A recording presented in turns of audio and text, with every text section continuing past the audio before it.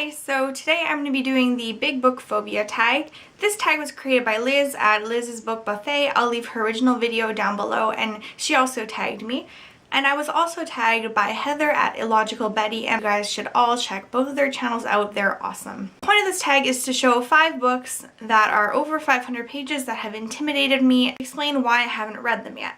And then interspersed, I will show 5 shorter reads and explain why I love them. My first big book is The Tin Drum by Günter Grass. I bought this a very long time ago. I think I bought it in high school. And it was published in 1959. It's about a 31-year-old who is in a mental institution, and he has stunted his growth at 3 feet, and he comments on German history.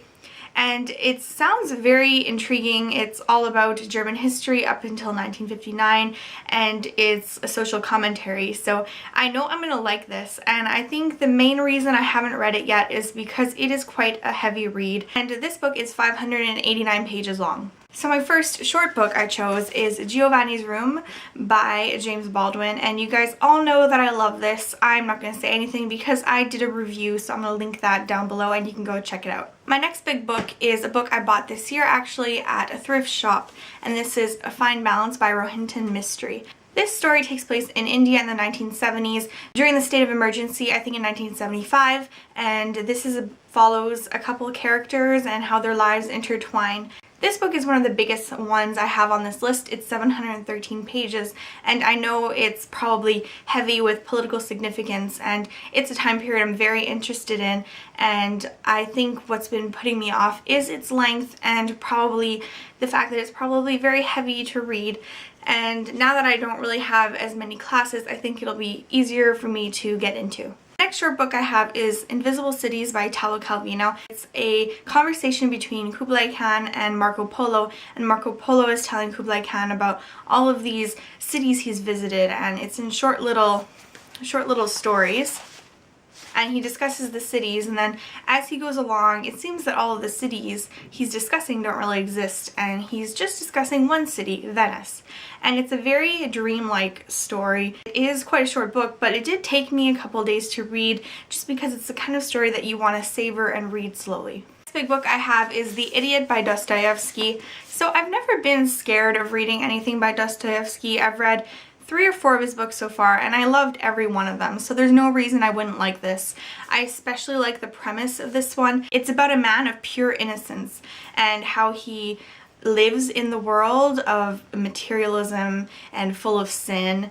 I've put this off because it's, once again, really huge. It's 615 pages long. The next short book I have is Notes from the Underground by Dostoevsky, because I wanted to show that Dostoevsky does not only write huge books. This is a great short read. It's only about 100 pages long, and it's told from the point of view of a man, and he's just going on about his views on life and his insecurities, and it's very relatable, I find. Next long book is New Grub Street by George Gissing. This is about the literary and journalist circles of the 1880s in London, and it looks at the struggle between writing as art and writing as a commercial venture. So that is a very interesting discussion, I think, and I think it's 2 different men and they kind of have different approaches to this topic. It's 586 pages long. My next short book is The Trial by Franz Kafka, and I have mentioned this countless times on this channel. I really love this book. It's about a man who gets arrested, and he doesn't realize why he's being arrested. He's never told any answers. All he does is he keeps showing up to court and nothing ever happens, and he never knows what's happening. My final big book is quite a monster. This is Anna Karenina by Tolstoy, and this is 817 pages long, about an aristocratic family and the cheating wife.